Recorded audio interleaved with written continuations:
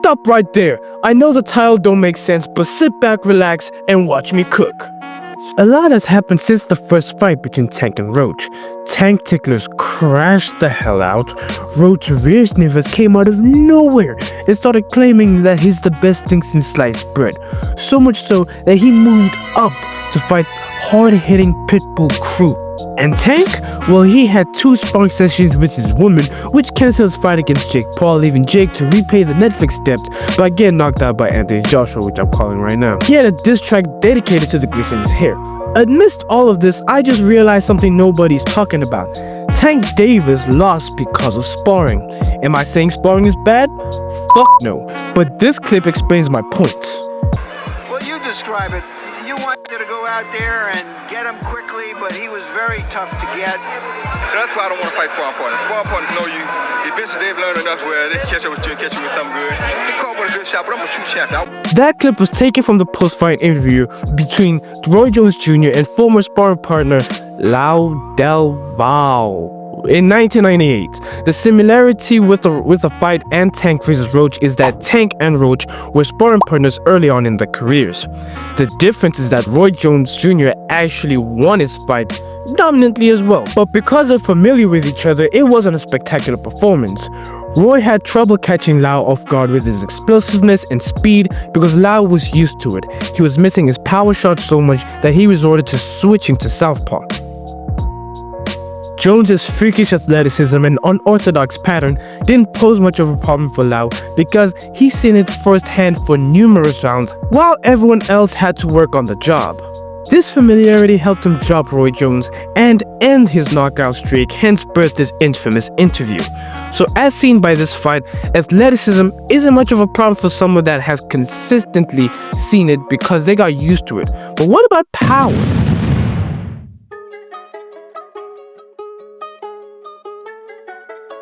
Tank Davis has been called the mini Mike Tyson because they're both short, explosive, and have the type of power that will make you reconnect with God. But much like the fight I previously mentioned, Mike Tyson defeated James Tillis, but it wasn't easy.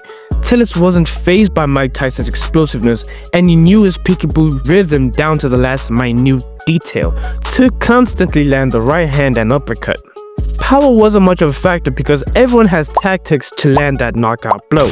And it wasn't a factor in this fight because Tillis wasn't afraid to be in Mike's preferred range.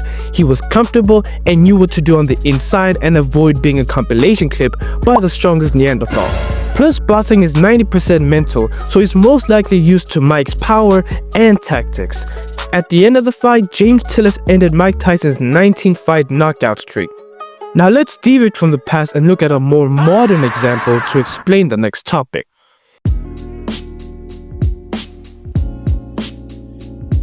In 2022, Loma came back from aiding the Ukrainian military in the war against Russia. To get himself back into the higher ranks and rid of ring rust before fighting for undisputed against Devin Haney, he was pitted against a young up-and-comer in Jermaine Ortiz. The thing that made Loma so tricky and difficult to fight was because of his ring IQ gained from nearly 400 amateur fights. He never lost a fight clearly as he had a shoulder injury in the Tia fight, and in his first title fight, the ref had to be Stevie Wonder because he didn't see the champion, who didn't bother cutting weight by the way, constantly tried to perform a vasectomy on live television. In this fight against Ortiz, he didn't struggle because of ring rust since he had a longer hiatus before fighting composers compared to fighting Ortiz, yet struggled more against Ortiz. That's due to sparring, because Ortiz was used to Loma's unique style, helping him not get gun-shy and know when to punch unlike many. This all stems from him being used to Loma's good and bad habits. Ortiz was familiar with Loma's twitchy feints and pre-slips, which aided him in not getting overwhelmed and avoid falling for an angle. He also knew Loma's bad habits to reset after getting hit and exploited it with his lead hand. Get Loma defensive. Get him out of his stance. Loma breaks his stance often. No one makes him pay for that, but you see Ortiz. Salutations, Giant Killer. I would like to address the fact that the relevancy of these examples do not relate to the May 1st bout as the underdog failed to perform an upset. Okay, good point. So let's look at our last case study, something more similar to Tank vs. Roach. Who else in recent years had a pro fight against a man they fought in the amateurs multiple times, sparred countless of rounds, and an upset occurred?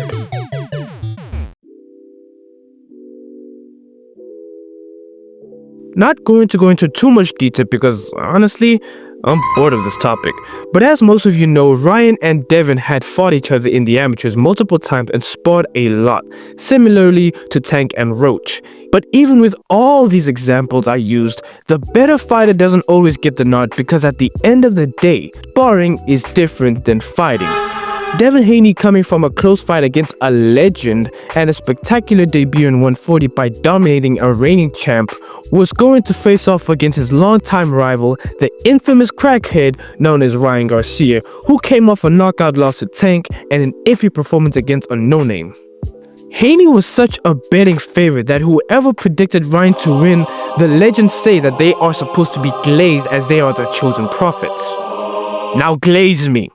The reason for Ryan winning wasn't because of a supplement used to lose weight that he hasn't consumed enough to even gain its benefits, nor was it because Haney fought on the front foot, because he only did that for a moment to try to give a different look, since Ryan was helping him moonwalk to the afterlife. The reason for the fight looking like that was simple. Ryan knew of Devin's bad habits and exploited it with his best punch, the left hook. Habits which include dipping consistently to the right side and dropping the right hand. Both cons helped Ryan's pros. But we already covered habits and familiarity. I want to talk about a specific topic with this case study. A great example on why sparring is different to fighting is because of the environment, or in this case, the change of equipment. Despite them sharing 6 fights, 3 won by each and many rounds in sparring, Haney, unlike Lau, wasn't used to the speed and power of Garcia. This is because in the pros you aren't wearing 10 to 16 ounce gloves to lower speed and power. Speaking of power, he wasn't wearing a headgear. This is why you can lose to someone you beat multiple times in sparring and in the amateurs when you're in the pro ring. With all that being said, let's look at the fight that brought us here. Tank is really athletic. Just look at him hitting a standing backflip after cutting weight, landing rapid shots on the mitts, and just by the way he fights. A big part of his athleticism is his explosiveness, which he uses when cutting the ring and catching people off guard. However, Roach was used to it. Tank couldn't blitz into range with it, nor catch Roach off guard as he was comfortable enough to defend them. Almost all of Tank's KOs come from his accurate and explosive counterpunches, so Roach overwhelmed Tank with probes whenever Tank lifted his guard to not allow him to concentrate for a counter.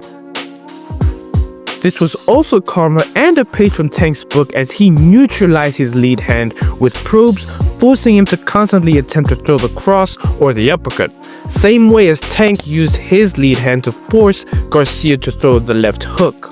These 2 instances helped avoid getting caught with a hard shot because you could predict the next punch. Plus, when Roach was hit clean, he wasn't really bothered. His lead hand activity didn't only aid in avoiding a clean shot, but he used it to exploit Tank's recurrent flaw. Tank has a bad habit of falling into his shot, especially with the cross. Roach used his probes to force Tank to throw the cross, expecting that he would fall into it so he can come back with a counter of his own, knowing that he won't be able to effectively defend against it. On top of which, Tank is a counterpuncher, which is a style that relies on the capitalization of the offense or flaws of others. So he remained patient and selective, not doing too much to give Tank data to exploit, while constantly controlling Tank's distance, guard, and punches in order to set up his own offense. As for environmental factors, I'm not sure if Tank was all the way up there. He was basically fighting a friend, started talking about retirement, said he hated the sport and his team's change, and on top of that, looked for a big payday to take to the retirement home with by planning to fight ajpaul.